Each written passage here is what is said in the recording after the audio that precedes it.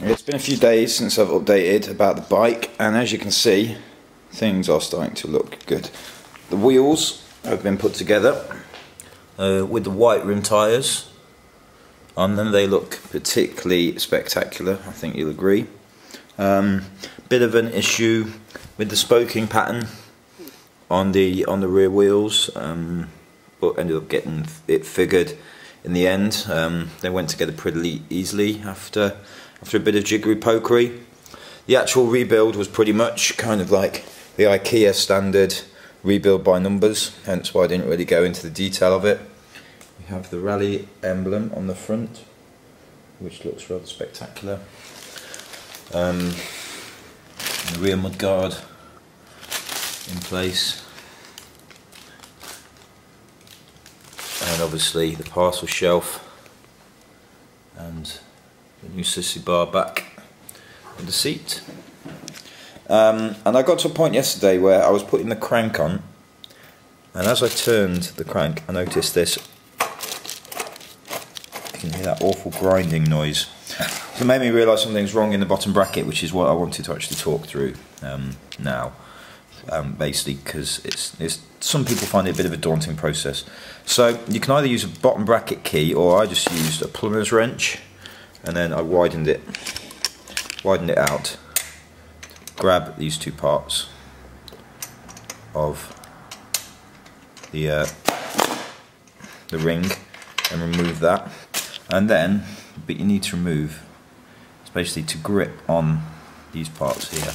So again, you can either do it, I'm just doing it with the plumber's wrench again, just to grab either side, then twist that bit. So you're not actually touching the axle arm through it, just this bit, until it twists all the way out. Actually, so I actually did mine earlier on. First thing you notice here, there's a bearing missing,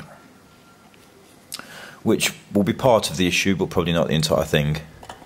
So you can remove that inner axle. As you can see, I'm obviously doing this on a bit of paper. If we look in there, it might be a little bit dark to see, but I can actually see the trapped ball bearing at the bottom, which is probably the thing that's creating the issue. So what I'm going to do now is basically clean this down, take all the ball bearings out, put them into a tub with a bit of solution in it, which will be 1/4 white spirit, 3/4 water, and I'm going to let those soak along with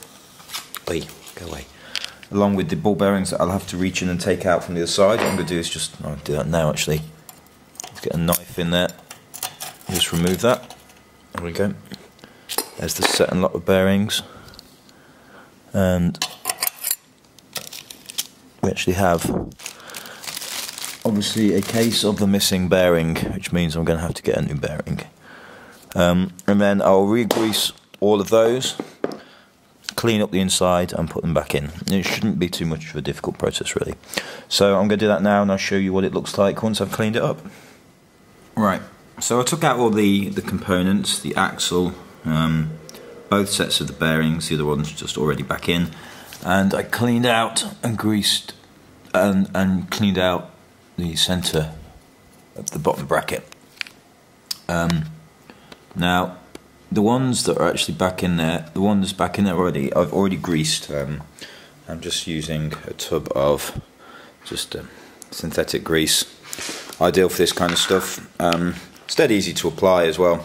All you're going to want to do for this, well, in order to do this in the right order, is obviously put your first set bearings back in,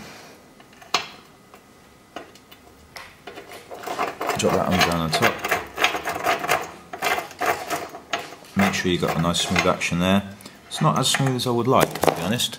So what I'm going to do is take it out, and then I'm just going to put some grease on my finger and rub it round on the inside at the bottom. Hopefully that'll smoothen the action out a little bit. So I applied that grease to it, and now the action is much smoother. So I'm going to do the same again for the second side now. This bit's pretty easy. All you're doing really is getting some of this synthetic grease coming down there. Do this on your finger and coating the bearings in it. Don't have to worry about being too neat and tidy, it's just grease. It's on there for a reason. And make sure they're well coated, inside and out. Don't worry about getting it on your hands, it comes off dead easily. And then once that's done, drop that back on there, and then you're ready to rebuild it by putting the outer container shell back on. And quickly wipe my hands. So put that shell back on and screw that all the way on. Obviously I'll need to tighten it properly with the wrench. Put on the outer lock nut and I should be good to go then. Champion.